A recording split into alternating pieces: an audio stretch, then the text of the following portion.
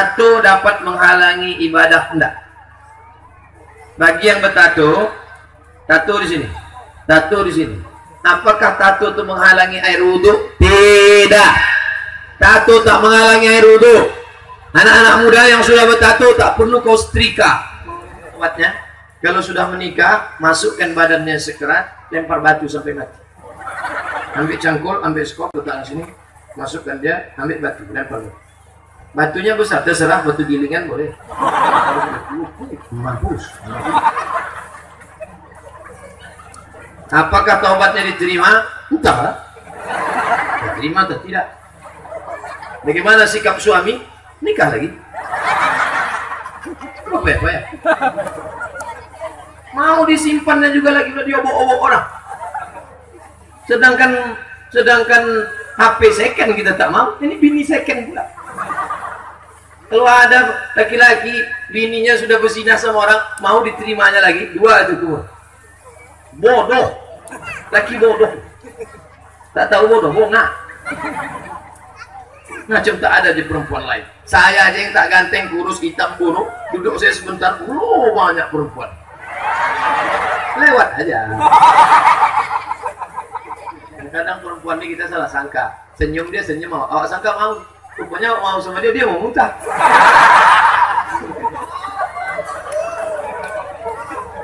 Semoga Ustaz selalu sehat, amin. Penyakit rubella adalah penyakit menular, berbahaya, sudah banyak ditemukan, khususnya di Kabupaten Siak. Sedangkan vaksinnya tak halal, alias mengandung babi. Boleh atau tidak Pak Ustaz anak disuntik? Kalau disuntik, babi. Kalau tak disuntik, mati. Pilih mana? Pilih babi apa mati? Saya bilang lagi. Inilah ibu. Kita cerita makan babi juga lah. Kalau disuntik, babi. Tak disuntik, mati. Pilih mati atau babi? Babi. Tak boleh pilih mati. Jangan masuk ke hutan. Kau masuk ke hutan. Yang ada cuma babi. Kalau tak makan babi, mati. Aku mati aja lah. Jangan. Mana babi tadi? Mana? Ambil kicap, colek-colek. Tapi udah mati. Itu dasar hukumnya apa? Namanya akhafud dararain.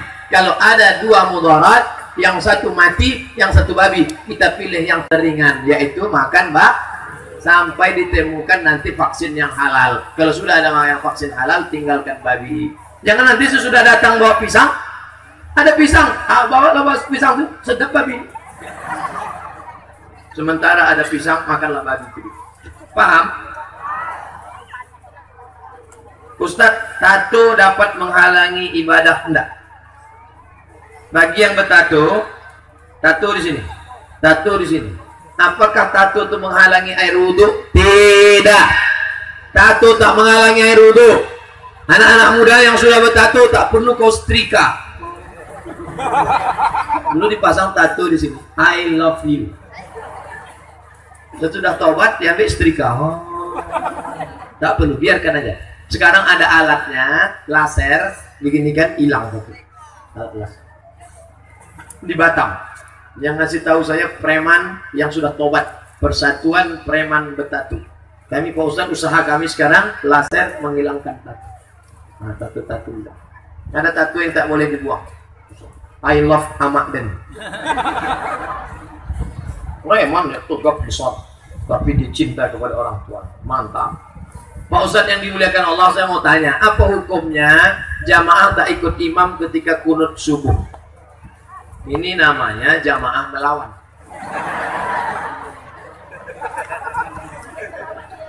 Imam Hambali subuh tak berkunut. Yang tak berkunut itu Imam Hambali. Nanti kalau ada orang bertanya, Imam Syafi'i berkunut subuh, Imam Hambali tak berkunut subuh. Tapi kata Imam Hambali, kalau kau ikut mazhab Hambali, imammu mazhab Syafi'i, angkat tangan, ucapkan amin. Allahumma hadina fi man hadait, amin. Wa afina fi man afait, amin. Wa tawallana fi man tawallait, amin. Wa barik lana fi ma atait, amin. Wa qina bi rahmatika syarra ma qadait, amin. Yang diaminkan 5 tujuh. Sisanya dibaca sendiri. Wa innaka taqdi wa la yuqda 'alaik wa innahu la yadhillu man walaik wa la ya'zu man 'adait tabarakta rabbana wa ta'ala falakal hamdu 'ala ma qadait nastaghfiruka wa natubu ilaik wa sallallahu ala sayyidina Muhammadin nabiyil ummi wa ala alihi wa sahbihi wa baraka wa sallam. Yang tak hafal gerak-gerak kena ibu.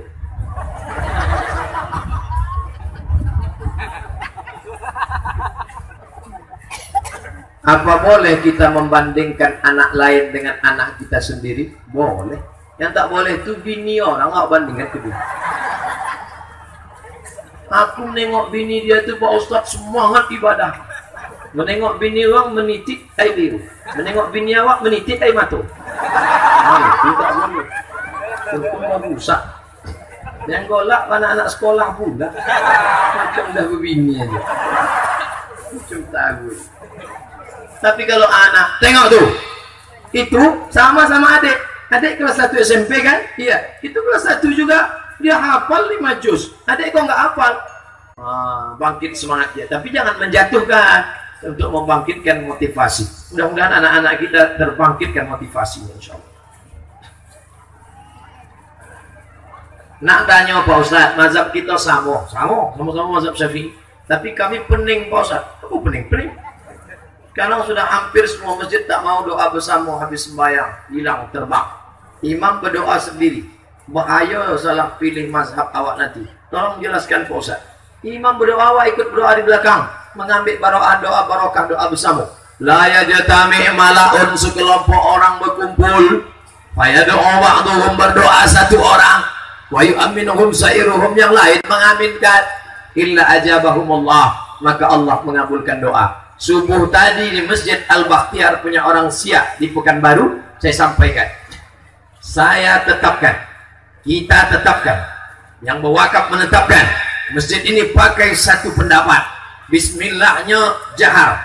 Bismillahirrahmanirrahim. Subuhnya pakai kunut. Habis sholat zikir bersama. Habis zikir doa bersama. Jangan dihilangkan. Kalau mau buat di rumah masing-masing. Tapi kalau dibuat di masjid ini, buat. Di Aceh tak ada orang berkelahi. Di Aceh Barat mau labuh saya berceramah, saya tanya pengurus masjid, kenapa kalian semuanya seragam? Bismillah jahar, pakai kunut subuh, habis sembahyang zikir bersama, habis itu doa bersama. Karena dibuatkan perda, peraturan daerah Aceh Barat mau labuh menerapkan ini sebagai kesepakatan ulama untuk menghindari khilafiyah. Syiah pun bisa kalau mau dibuat. Berkumpul LAM, MUI, tokoh-tokoh ormas, Pemda mengeluarkan perda kesepakatan bersama.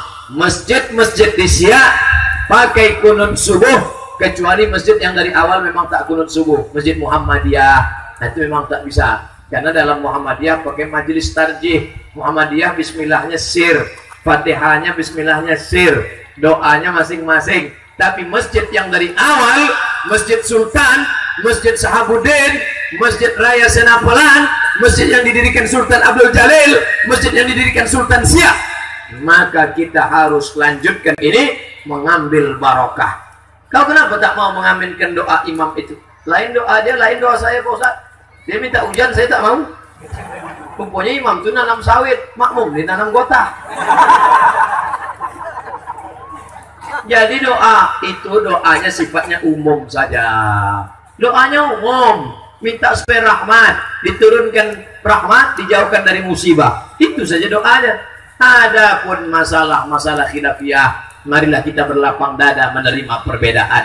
Nata'awan fi mattafaqna wa nata'azar fi makhtalafna. Mari berlapang dada menerima perbedaan. Mari bersatu dalam kesepakatan. Mohon penjelasan Ustaz tentang aliran yang mempercayai Quran saya. Orang yang percaya Quran saja maka dia kafir. Begitu pendapat Imam Al-Auza'i. Orang yang berpendapat hanya Quran saja, tak ada hadis. Ada sholat subuh 2 rakaat dalam Quran, tak ada. Ada sholat zuhur 4 rakaat dalam Quran, tak ada. Ada sholat 5 waktu dalam Quran, subuh, zuhur, asar, maghrib, isya, tak ada. Ada zakat cerita dalam Quran. Kalau kambing 40 ekor 1 ekor. Kalau onta 5 ekor zakatnya 1 ekor kambing. Kalau duit 85 gram emas zakatnya 2,5%. Maka orang yang hanya ikut Quran saja, tidak mau ikut hadis, otomatis dia tidak akan berzakat, dia tidak akan sholat, dia hanya pejam mata eling saja. Ini aliran harus diberantas. Polisi bisa menangkap mereka dengan tuduhan hukum penistaan agama, karena kita sudah sepakat Ahlus Sunnah wal Jamaah kembali kepada Quran, Sunnah, hadis Rasulullah, dan fatwa para ulama. NU, Muhammadiyah, Persatuan Tarbiyah Islamiyah, Persis, Al-Wasliyah, semuanya sepakat pakai Quran dan Sunnah. Maka yang hanya pakai Quran saja, tidak mau pakai Sunnah, keluar dari Ahlus Sunnah wal Jamaah. Na'udzubillah. Bagaimana menurut Ustaz perempuan yang dulunya ahli maksiat, alhamdulillah sekarang sudah hijrah kembali ke jalan Allah? Sebagian bisa menerimanya dan sebagian tak bisa, masih disebut-sebut masa lalunya. At-taibu minadz dzambi kama la dzambala. Kalau ada orang yang dulu pelaku dosa, pezina, perampok, pencuri, maling, taubat dia, maka dia bersih sebersih-bersihnya. Jangan lagi ungkit masa lalunya. La tajassasu. Jangan cari-cari kesalahan keburukannya. Dia sudah taubat. Jangan-jangan dia jauh lebih suci daripada kita. Jangan-jangan dia jauh lebih bersih daripada kita. Mudah-mudahan yang hari ini melakukan maksiat, selesai pengajian ini bukakan pintu hidayah, taubat nasuha dia insyaallah. Saya mau menikah muda Pak Ustadz setelah SMA. Mantap. Saya termasuk nikah terlambat. Umur sudah 41 tahun, anak masih kecil lagi. Anak-anak kawan saya, anaknya sudah kuliah, sudah besar. Saya dulu kalau tahu lah nikah muda itu banyak manfaatnya, cepat-cepat nikah. Pagi bersunat, siang tuh nikah. Apa tunggu lama-lama? Maksud saya supaya lebih dekat dengan surga Allah, Pak Ustadz. Saya mau menggunakan cadar setelah menikah, tapi calon suami saya belum siap, Pak Ustadz. Cari yang siap. Itu bukan setangkai kumbang, bukan seekor. Patah tumbuh hilang berganti, hilang satu tumbuh seribu. Nanti kalau datang yang mau meminang engkau, buat syarat dan ketentuan berlaku. Ayah bertanya, nah ini ada anak lajang meminang engkau. Nah, siap tak dia menerima syarat ya? Aku nanti setelah nikah ini mau bercadar. Kalau dia siap bercadar, kita terima. Kalau tidak, masih panjang antrian lagi. Perempuan yang bercadar bukan menjaga pipinya. Perempuan yang bercadar bukan menjaga bibirnya. Perempuan yang bercadar bukan menjaga kulitnya. Perempuan yang bercadar menjaga mata laki-laki. Perempuan yang bercadar bukan menjaga kehormatannya. Perempuan yang bercadar menjaga mata suami ibu-ibu. Jadi kalau ada ibu marah pada perempuan yang bercadar, kita perlu tanya dia, Anda waras? Bercadar syariat Islam. Kenapa orang kalau nengok orang bercadar diejek? Hai, ninja nih.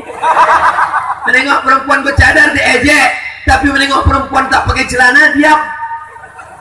Perempuan bercelana pendek, lutut hitam berkudis, diam. Ini otak orang ini otak sungsang aja. Bercadar bagus, berjilbab bagus. Yang sudah bercadar teruskan istiqomah. Yang sudah berjilbab mantap. Yang baru berjilbab setengah hati, lanjutkan sepenuh hati. Nama jilbabnya jilbab pasrah tapi tak rela. Muka mesti terbuka sedikit. Ujung kuning pula tuh. Anak bertanya, mama, tante itu rambutnya kok kuning? Kalau kucing kudu. Yang ditonton film barat. Orang barat rambutnya pirang, awak dibuat pula pirang. Orang barat mukanya putih, hari pakai buat dempul putih. Sampai di tempat acara tak dapat tenda.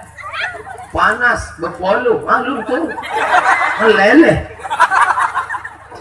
Muka putih, tangan hitam. Jika ayah kandung tak tahu keberadaannya entah di mana, bagaimana status anak yang ditinggalkan? Apakah nanti ketika mau menikah harus menggunakan wali hakim, bukan wali nasabnya? Kalau tak ada ayah, masih ada atuh. Minta dia jadi wali. Saya sebutkan urutan wali. Pertama ayah. Ayah tak tahu, atuh. Udah kau cari ayahmu. Udah Pak Ustaz tak jumpa. Di mana kau cari? Di Google. Anda bisa cari ayah di Google. Pertama ayah. Ayah tak ada, atuh. Tak ada atuh, abang. Tak ada abang, adik. Tak ada adik, abang ayah. Tak ada abang ayah, adik ayah. Itu wali engkau. Bukan ujuk-ujuk langsung melompat ke wali hakim. Ada urutannya. Dari wali akrab, dari wali abad ke wali akrab. Jangan takut. Ayahmu tak ada, ada atum. Semua tak ada Pak Ustaz. Habis semua kena tsunami. Baru ke wali hakim. Pas sultan waliun. Jadi kalau ayahnya tak ada Pak Ustaz, kenapa ayahnya tak ada? Dia mu'alaf, masuk Islam. Ayahnya masih non-muslim, tak bisa jadi wali. Siapa walinya? Pas sultan waliun man la waliyalaha. Walinya wali hakim Pak Kuah. Pak Kuah menikahkan. Aku nikahkan engkau dengan mahar sebentuk cincin emas tunai. Sah. Sah. Bagaimana cara kita mengingatkan teman yang tiap kali diingatkan dia selalu marah? Teman kita adalah teman yang mengingatkan kita tentang neraka jahanam dekat dengan kita. Teman kita bukan yang mendiamkan kita, karena dia menjerumuskan kita ke neraka jahanam. Betul? Kalau payah kalian menasihati teman-teman, biar saya menasihati dia. Hai teman-teman yang tak mau dinasihati. Tetap nunjuk siapa tuh? Nunjuk kamera. Hai teman-teman yang tak mau dinasihati. Aku menasihati engkau bukan karena benci. Aku menasihati engkau karena sayang. Berjilbablah, berhijablah, sholatlah. Buanglah mantan pada tempatnya. Nah, tak sampai 1 menit itu tadi. Masukkan ke Instagram, like and share. Tahu pula Ustaz Somad Instagram. Ya, saya punya juga. Mana Instagram Ustaz? Itu yang followernya 4,8 juta. Saya mau ngasih tahu aja. Bagaimana hukumnya seorang anak perempuan yang tak mau merawat orang tuanya? Hai anak-anak durhaka, neraka jahanam tempat kalian. 9 bulan 10 hari kalian menumpang di perutnya. 2 tahun kalian disusukannya, mengalir darahnya dalam badan kalian. Berapa kali dia tak jadi tahajud karena kalian merengek sampai sembahyang subuh. Berapa kali dia tak jadi sholat duha karena kalian kencing di kaitnya. Berapa kali dia diusir orang waktu akad nikah. Akad nikah, sudah hampir akad nikah, tiba-tiba menangis atau merengek. Berapa kali mata orang tajam mengusir dia gara-gara engkau.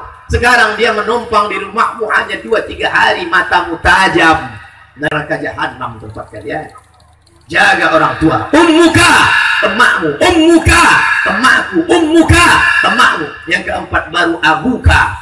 Dia yang melahirkan, dia yang mengandung, dia yang menyusukan. Tak dapat kau balas. Kau gendong emakmu, ayahmu dari Siak pergi ke Makkah, tawaf sa'i 7 putaran, balik-balik ke Mempura. Tak dapat kau tebus satu teriakannya waktu melahirkan engkau.